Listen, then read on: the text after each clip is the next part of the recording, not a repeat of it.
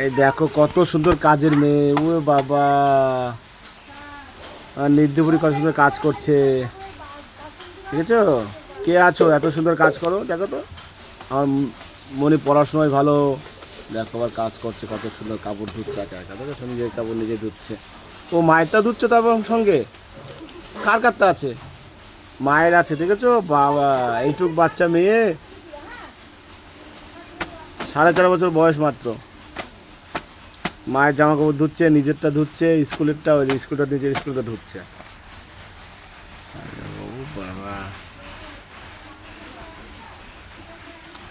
ও বাবা, নিজে আবার মোজা ধুচ্ছে।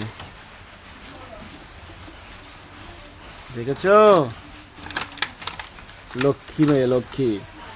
এমনি তো মেয়েকে লক্ষ্মী বলো না সবাই? তুমি কিছু বলবা নিধি? বলবো না কেন?